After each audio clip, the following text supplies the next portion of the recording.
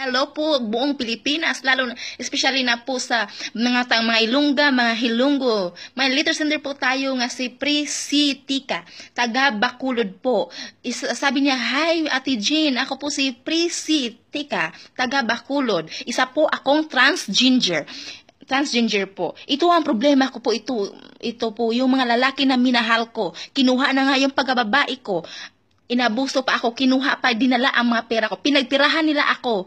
Kaya papakibanggit po itong mga pangalan na ito kasi para aware ang mga lahat mga transgender. Para iwasan nila itong mga pangalan na to. Jonel, Lance, Andre, Marlo, Kevin, Dave, Mark, Kenji, Joshua, Joel, sila po ay mga mukhang pera po.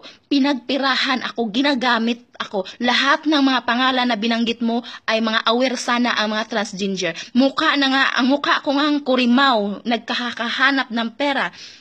Hindi ba sila naawa? Jonel, Lance, Andre, Marlo, Kevin, Dave, Mark, Kenji, Joshua, Joel, sana makonsensya kayo. Mga lahat ng mga transgender dyan sa buong Pilipinas, aware kayo sa mga pangalan, na ito. Sabi ni Prisi.